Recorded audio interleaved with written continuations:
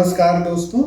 आज हम बहुत महत्वपूर्ण टॉपिक के बारे में बात करेंगे कि अगर आपके घर में किसी को ट्यूबरकुलोसिस है या टीबी की बीमारी है तो उसकी ट्रांसमिशन को कैसे रोकें, दूसरे लोगों में फैलने को कैसे रोकें। तो सबसे पहले तो ये चीज़ जानना ज़रूरी है कि जो एक्स्ट्रा पल्मोनरी ट्यूबरकुलोसिस होती है, यानी कि फेफड़े के अलावा जैसे लिम्फ नोड की टीबी है या जेनाइटो यूरिनरी ट्रैक्ट की टीबी है या किसी और अंग की टीबी है, तो इस तरह का इस तरह की जो टीबी की बीमारी होती है वह दूसरों को फैलती नहीं है, वह कन्फाइंड रहती है। जिस मरीज को वह बीमारी है तो उसको अगर उस पेशेंट को अच्छे से अगर ट्रीट किया जाए तो फिर कोई ज़्यादा प्रॉब्लम वाली बात नहीं है।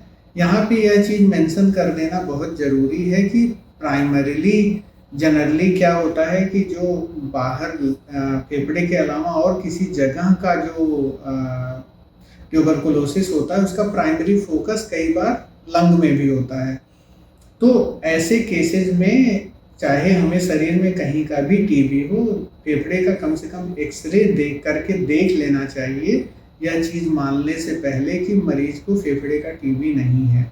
अगर फेफड़े का टीबी नहीं है, फेफड़े के कोई सिम्टम्स टीबी के नहीं हैं, तो एक्स्ट्रा पल्मोनरी ट्यूबरकुलोसिस में बहुत ज़्यादा प्रिकॉशंस की ऐसा साइंटिफिकली ज़रूरत नहीं होती है।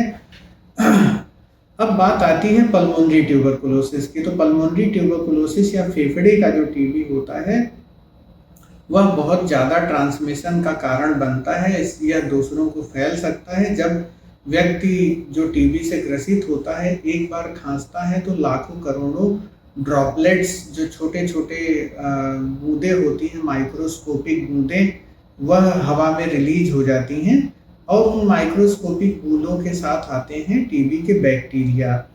अगर आपने उसको इनहेल कर लिया तो आपके अंदर भी वह बैक्टीरिया पहुंच जाएगा और आपको बीमारी होने का रिस्क रहेगा।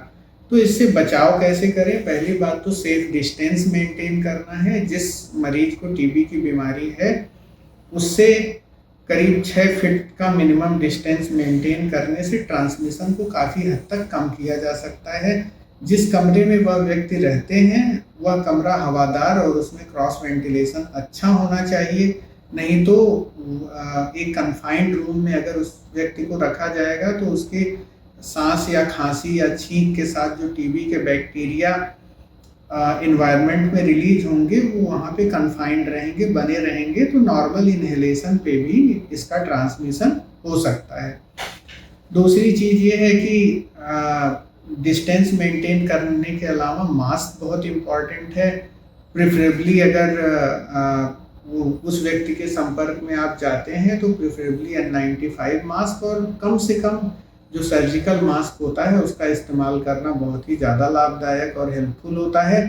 घर में जो बच्चे होते हैं वो बहुत वल्नरेबल होते हैं। कई बार अपने दादा दादी या जो है फैमिली मेम्बर्स को टीबी होता है, उनसे उनका बहुत डीप अफेक्शन होता है, वो उनकी गोद में चले जाते हैं। तो इस चीज़ को हमें और पेशेंट को एक्टिवली अवॉइड करने के लिए बोलना चाहिए। पेशेंट का जूठा किसी को नहीं खिलाना होता है, उसमें भी क्योंकि उसमें भी बैक्टीरिया हो करके ट्रांसमिशन का रिस्क रहता है।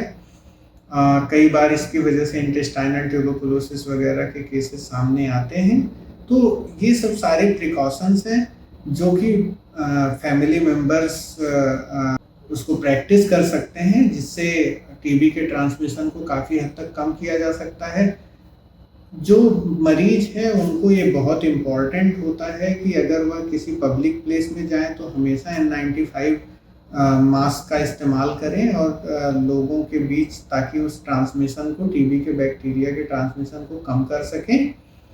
दूसरा, अगर वो खांसते हैं, बलगम निकलता है, ठीक है, तो उस बलगम को एक क्लोज्ड लिड वाली ऐसे कंटेनर में रखना है जिसके ऊपर ढक्कन लगातार लगा रहे और उस स्पूटम कंटेनर में फिनाइल डाल के रखना है। तो उसमें ही थूकना है, बाहर इधर उधर खुले में नहीं थूकना है, ताकि टीबी के बैक्टीरिया का ट्रांसमिशन ना हो सके। इन सारी सावधानियों के साथ टीबी के ट्रांसमिशन से काफ़ी हद तक बचा जा सकता है। एक बहुत इम्पॉर्टेंट बात आती है वैक्सीनेशन की। तो बहुत सारे लोगों को अभी भी एक्चुअली टीबी के लिए बीसीजी का वैक्सीनेशन लगता है, बच्चों को पैदा होते ही लगा दिया जाता है। तो उसके संदर्भ में यह है कि पहली बात तो वह टीबी से आपको बचा नहीं सकता, वो टीबी के सीवियर फॉर्म से आपको बचाने के लिए लगाया जाता है, जैसे टीबी मेनिंजाइटिस, ब्रेन का टीबी। और उसका प्रोटेक्शन रेट अलग अलग टेक्स्ट में अलग अलग मिला हुआ है। अगर देखा जाए तो बुक्स में लिखा रहता है कि 0 to 80%, मतलब कहीं कहीं उसका प्रोटेक्शन नेग्लेजिबल भी होता है, और मैक्सिमम 80% वह टीबी से आपको प्रोटेक्ट कर सकता है। तो इसलिए अगर आप बीसीजी वैक्सीनेटेड हैं भी, तब भी आपको टीबी के होने की संभावना होती है। तो इसलिए बचाव बहुत ही इम्पॉर्टेंट है।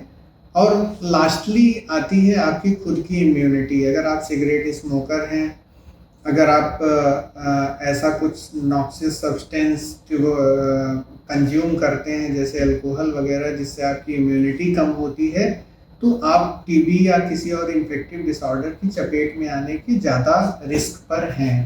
तो इन चीज़ों को अवॉइड करना चाहिए। अगर आप डायबिटिक हैं तो इम्यूनिटी को ठीक रखना बहुत ज़रूरी है। उसके लिए अपने डायबिटीज़ को प्रॉपर कंट्रोल करना है और फिजिकली एक्टिव रहना है, ताकि आपकी इम्यून सिस्टम अच्छे से काम करती रहे और आप टीबी से बचे रहें। धन्यवाद।